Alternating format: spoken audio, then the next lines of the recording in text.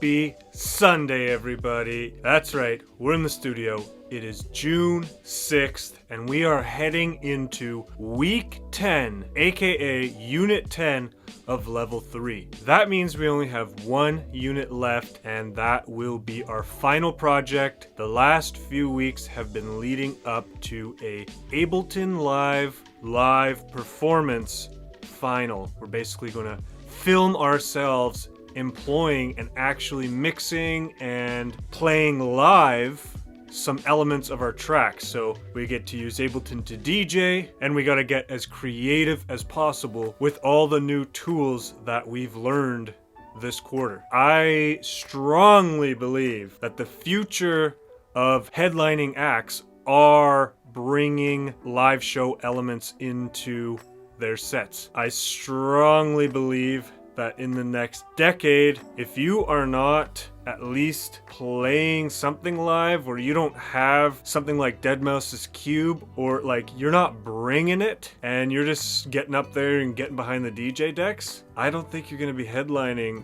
for long. I believe that live performance is the way of the future headlining performer. And I strongly believe that this post-COVID era that we're coming into, artists are going to need to evolve big time in order to thrive and stay on top. That's my little motivational rant for you this morning. Oh, wait. I was about to say, let's just get into it, but in classic Graham fashion, I had a bit of trouble with the Unit 9 sound recreation assignment. So we're gonna have to do Sunday Funday on a Monday. We haven't unlocked the next unit. Everything's done, we just gotta wait for it to get marked, and it'll all be good. We're gonna post the vlog this morning and work on some music. Good morning, everybody. It is Monday, June 7th. We're in the studio, and I don't know if this lighting looks better, but I forgot I usually have a light that attaches to my tripod thing, but I forgot it at home because I had to charge it. So this morning, I think we're just gonna kind of chill out. I do have a little announcement coming, and it's some new music. I'm really excited. We got all new graphics done, a whole Elated branded music video, and I'm pretty much gonna do an entire series with this branding. I love the way it looks. It's combining the song itself with some really unique movement and color schemes, and I'm really excited to start putting out some new music. Maybe we'll do a little announcement today, and we will hype up our first remix. Since you won't see this till Wednesday, I got no problem saying it. We are finally going to release our remix of Tiesto's The Business. I absolutely love what I did with this track. Really excited about that. Really excited about this graphic. I worked really closely with my graphic designer, the same guy who created that, and he's just an amazing graphic artist. Matthew Dewar, Matt Design. Check out some of his art that's on the screen right now. He's just an absolute legend when it comes to understanding your vision and communication, and like, he won't stop until he gets what you want. Super grateful for him and really excited to show you this new graphic. So yeah, I guess this morning I will just work on some of the cover art for my social media, and then hopefully that assignment gets marked and we can start Unit 10. Welcome back to another episode of Sunday Funday on a Monday. We gotta get right into this because we are nearing 1 p.m. on Monday and it just got marked. So let's get in to Unit 10. Unit 10, Performance Test, Leads, Pads, and Atmospheres, Diminished Triads, Melodic Transcription. Ableton Project Performance Recording Test. To submit your final checkpoint performance for Ableton in Unit 11, you'll use the Zoom Client app. To record a screen capture from your computer while you are actually performing your set live with Ableton. Oh my god, everybody. This is going to be a big project. Whew. Okay, moving forward, we have some synthesis videos. When you have completed this synthesis lesson, you will better understand the role that mid-range synth sounds, pads and leads play in production, what to look for when adding these supporting elements to your mix, how to give otherwise static pad sounds movement and life. And then these synthesis class notes. Oh, I was actually expecting an assignment here. Moving forward, jumping back into keys. Keys lessons are: in this keyboard techniques lesson, you will explore the diminished triad formula, all 12 diminished triads, grouping the diminished triads by shape, the diminished triads chromatically, the diminished triads through the circle of fifths, and then diminished triads in composition, naturally, followed by the keys class notes, and then a playing assignment.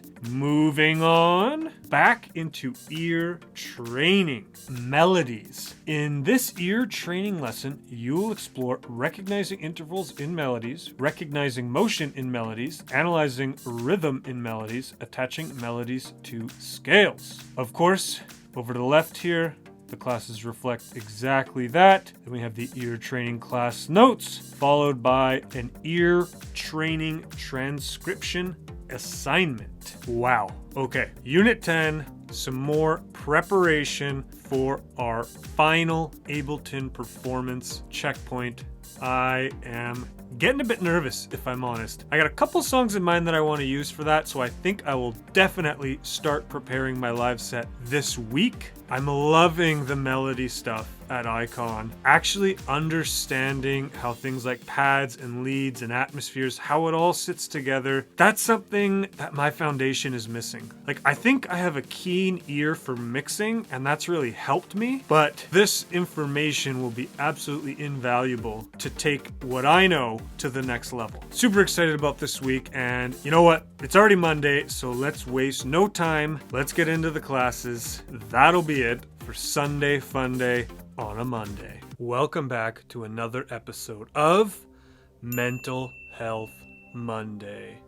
Here we are in the Zen corner of the studio, and I just wanted to talk about a conversation I had with somebody regarding taking care of the little things and anxiety. What I notice when I don't take care of the little things, and I mean things like, washing the dishes, doing laundry, cleaning the bathroom, all those kinds of things, they start to really, really build up, and I almost don't even notice them. I'm in the studio so much, it's so easy for me to just brush those things off, and then before you know it, I live with somebody, so it puts pressure on them to have to do it or to get on my case about it, and then that can create conflict in my relationship. And usually these little things that might not really bother you regularly are now bothering you. I don't know about you, but sometimes I just don't even know why the other person's getting on my nerves. Well, probably because they aren't doing what was agreed upon. I've been called out a time or two about not doing my chores around the house, and it doesn't really feel good. My part is, if I would have just done them, it wouldn't have affected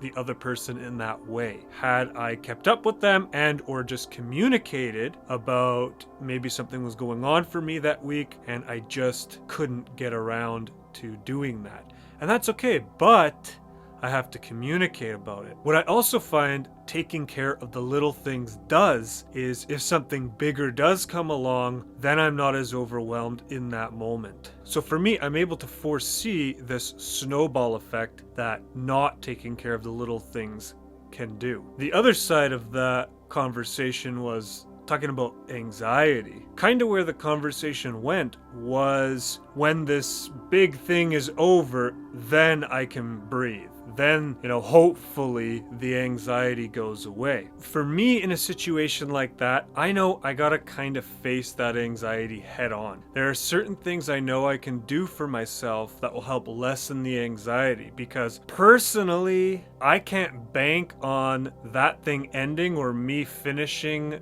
a course or whatever it may be and just waiting for the anxiety to go. I gotta do something about it. And so that means I gotta step up my recovery game, or I need to get out for more exercise, or I just need to chill out, take a day off, take myself out for a nice coffee and a lunch and just relax. Do more meditation. Do some yoga. You know, it's funny, I remember a few summers ago, I got really into kayaking, and we live near the ocean here on the west coast, so I would jump in a kayak and I would go, and it felt so nice just to be out there. Half the time I was going by myself, I just felt at peace. But what I noticed as life got busier is I started to kind of neglect that type of self-care, and that peace that I was feeling from doing an activity like that, well, it kind of vanished because I wasn't doing activities like that. So it's funny where I think I'm so busy that I can't do that stuff, but by doing that stuff, I actually make more room emotionally, mentally,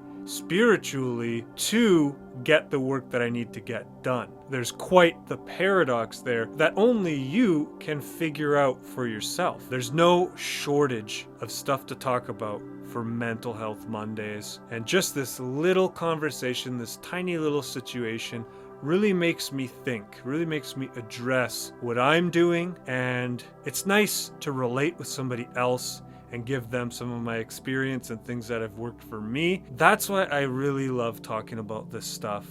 I just hope that you can relate and that you can maybe take some of these tips. That is it for Mental Health Monday today. Good morning, everyone. It is Tuesday, June 8th. We just got to the studio, got our breakfast on the go. Today, guess freaking what? We finally have our therapy sessions back.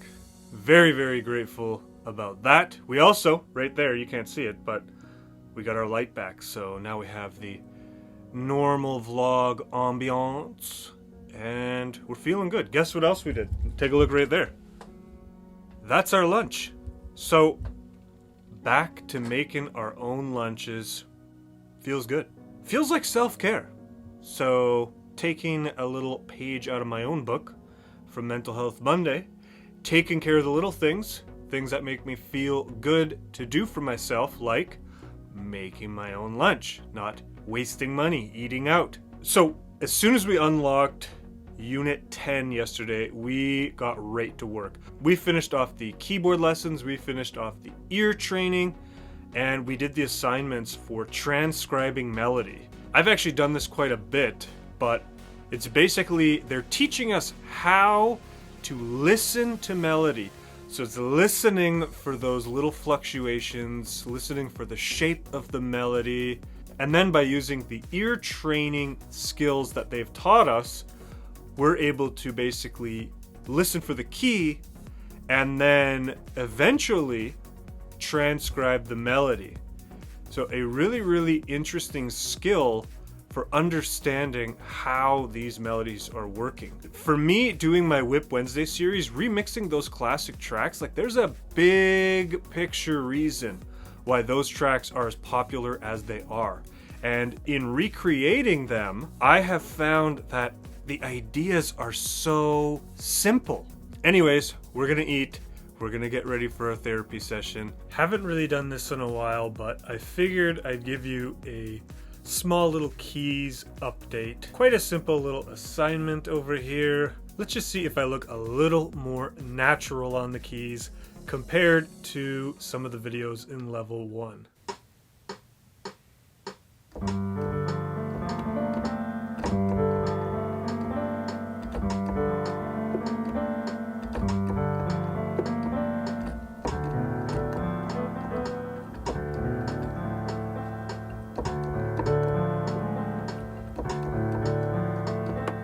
I swear in the demo it went actually quite a bit slower than that, so I wasn't expecting that speed. But we got 44.7%, and you know, we kept it on 100% tempo. We didn't try to slow it down to help ourselves, but that is the key though. You know, slow it down to a point where you can get it perfect within a few tries and then speed it up and repeat the process. What I've noticed the most is I'm building that muscle memory that I did not have before. It feels a lot more natural to sit at the keyboard and just play. And that is only going to enable me to write better melodies. Feeling comfortable actually playing what I'm creating rather than, using the mouse and entering all the notes on the keyboard. Forces me to make the melodies more simple and just overall feels more authentic to actually be playing the melodies that are in my music. There's your little update on keys. Still one of my favorite classes, all guiding me towards a massive live performance show where I'll be clip launching, playing keyboard, playing drums. Gonna be nuts. Good morning, everyone. It is Wednesday, June 9th. We're watching our boy this morning, Vander. He's a streamer. He lost his job due to COVID, and he decided he would take the plunge, take the risk, and try streaming full time. Now, he's actually one of the best players in the world for the game Apex Legends. I've given him a bunch of shout outs before, but this one's particularly special because it is his 1-year anniversary of streaming. Just being out of the military for a year, these kinds of anniversaries, when you take these leaps of faith and you just go for something, so admirable. So big congratulations to Vander. He remains one of the top winning players in this game. Link is below. Give him a follow. If you're into video games, if you already play Apex Legends, come and check this guy out. But alright, it is Wednesday, so you know what that means. We got a juicy whip coming your way. We've been working on another classic EDM track, and I can't wait to show you this one. We decided it was 2 weeks in a row where we had to do Sunday Funday on a Monday, so there was no messing around this week. We already got the work we needed to get done for this week. Synthesis classes were all about movement, adding movement to your sounds. One of the philosophies I've heard is if your track isn't moving, it's dead, which means it's boring. Making sure that even slightly, if most of the elements of your track are moving, that keeps people's ears, people's attention on the track. We did our keys classes. We were learning all about diminished triads. We did our ear training, transcribing melody, taking something you hear and actually being able to transcribe it in your DAW. Super important, because sure, you can practice that with other music, but when you get a melody idea in your head, being able to transcribe that into the DAW successfully is another story. I don't know how many times in the past I've been really frustrated because what I hear in my head is not what I'm able to put in the DAW. So practicing transcription, taking a melody and trying to recreate it is a very important skill. And then other than that, it's just working on music and preparing for next week's final, which is an Ableton live performance. So what we got going on for the day is we are going to celebrate 1 year of streaming with our buddy, and we are going to work on it. You can see Ableton back there. We're going to work on our mentor track for this quarter, and that'll pretty much make the day. Welcome back to another episode of WIP Wednesday. WIP stands for Work in Progress, and these are the tracks I'm doing behind the scenes at Icon. As you know, right now I am mixing a ton of classic dance music tracks, and I plan to give these tracks away when I'm done. Now, we got a bit of a surprise for this one. Once again, we've added another track to the lineup. I think we have about 9 tracks on the go right now. We just have a small loop, so I'm just gonna play that. We're gonna get right into it. Here we go.